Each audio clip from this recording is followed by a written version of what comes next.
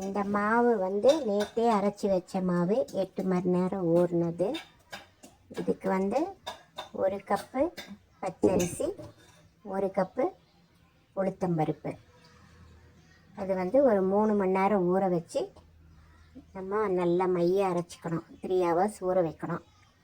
அது வந்து கொரகொரப்பாக அரைக்கணும், ரொம்ப சாஃப்டாக அரைக்கக்கூடாது.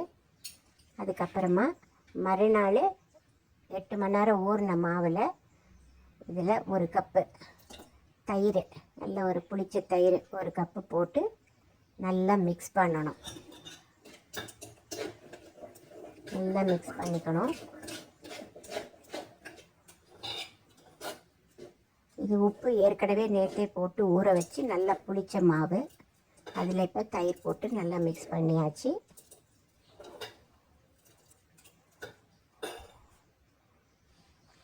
அதுக்கப்புறமா நல்ல முந்திரி பருப்பு, நிறைய உங்களுக்கு எவ்வளோ தேவையோ அந்த முந்திரி பருப்பு எடுத்து வச்சுக்கணும். அதே மாதிரி நல்ல பொடி பண்ண மிளகு, அது சீரகம் கொஞ்சம், ஒரு டீஸ்பூனோ 1 டீஸ்பூன் சீரகம் எல்லாம் வச்சுக்கணும். முந்திரி பருப்பை நெய்யில் வறுத்து வச்சுக்கணும்.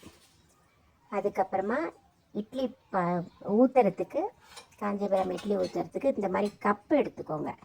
இந்த கப்பில் வந்து நெய்யோ எண்ணெயோ நம்ம தடவி ரெடியாக வச்சுக்கணும். நான் இப்போ இந்த கப் எடுத்திருக்கேன். அப்புறம் தாளிக்கிற கரண்டி வச்சு நம்ம பொடி பண்ணி வச்ச இந்த மிளகு ஜீரகத்தை வந்து வறுத்துக்கணும்.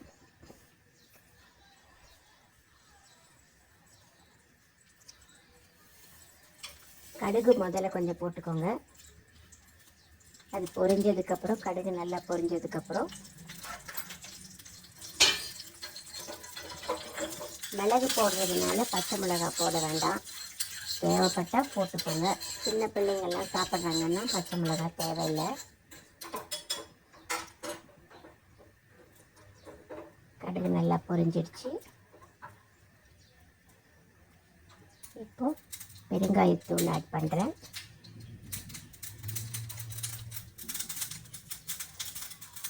கொஞ்சம் பெருங்காயத்தூள் ஆட் பண்ணியாச்சு. அதுக்கப்புறமா கருவேப்பிலை, இஞ்சி தேவைப்பட்டால் இஞ்சி கூட நல்லா பொடியாக நறுக்கி போட்டுக்கலாம்.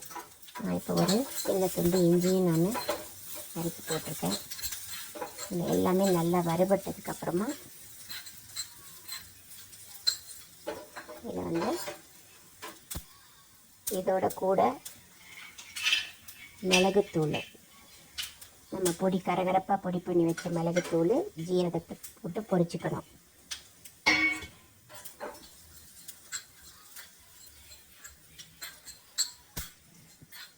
பொரிஞ்சு வந்ததுக்கப்புறம்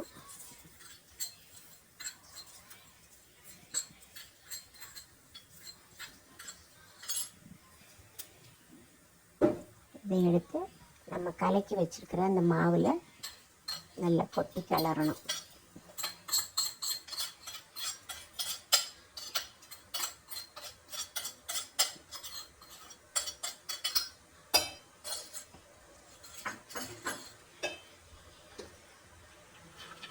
கடைசியாக அந்த வறுத்து வச்ச முந்திரி பருப்பையும் மாவில் கொட்டி நல்லா கிளறிடுங்க.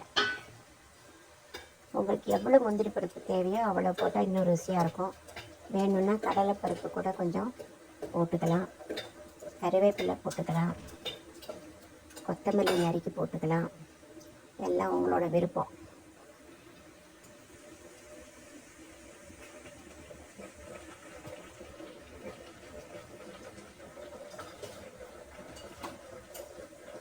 இந்த மாவை வந்து நம்ம ஏற்கனவே ரெடி பண்ணி வச்சுருக்கிற இட்லி தட்டில் அந்த எண்ணெய் தடவின கப்பில் முக்கால் கப்பு தான் ஊற்றணும்.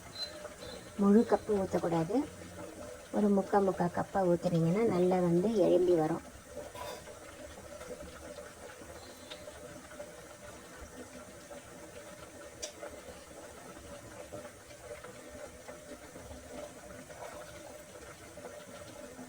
நீங்கள் அதை இந்த மாதிரி கப்பில் ஊற்றிக்கலாம், இல்லை காஃபி டபராவில் கூட ஊற்றிக்கலாம். பட் எதில் ஊற்றுறதுனாலும் இந்த முக்காவது அளவு ஊற்றுனீங்கன்னா அது வந்து இந்த மாவு வந்து நல்லா எலும்பி நம்ம குஷ்பு இட்லி மாதிரி வரும்னு நினச்சிக்கோங்களேன்.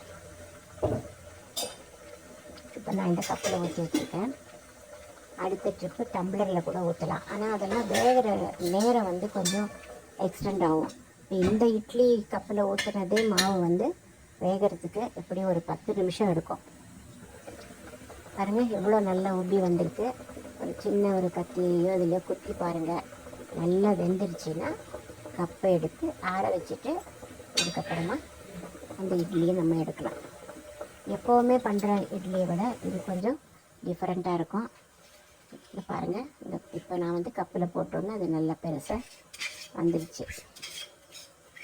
ரொம்ப சாஃப்டாக இருக்கும், டேஸ்டியாகவும் இருக்கும்.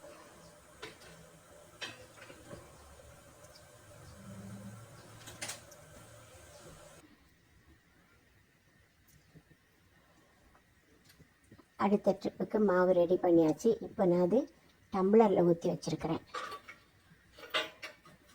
இதுக்கு வந்து நேரம் வந்து ஒரு எப்படி 20 நிமிஷம் 25 நிமிஷம் இருக்கணும்.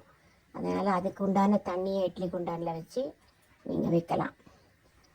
இந்த மாதிரி டம்ளரில் ஊற்றினா முழு டம்ளராக இட்லி வரும். அதை நீங்கள் ஸ்லைஸ் பண்ணி கேக்கு மாதிரியும் நீங்கள் சர்வ் பண்ணலாம். ஸோ இந்த டம்ளர் இட்லி, கப்பில் ஊற்றின இட்லி எல்லாமே டிஸ்ப்ளே பண்ணியிருக்கோம். இதுக்கு நீங்கள் காரமாக தக்காளி சட்னி வச்சு கொடுக்கலாம். இந்த டம்ளர் இட்லியும் முழுசாகவும் சர்வ் பண்ணலாம், இல்லை கத்தி வச்சு ஸ்லைஸ் பண்ணியும் நீங்கள் சர்வ் பண்ணிக்கலாம். பிடிச்சிருந்ததுன்னா லைக் பண்ணுங்கள், மற்றவங்களுக்கு ஷேர் பண்ணுங்கள். தேங்க்யூ ஃபார் வாட்சிங்.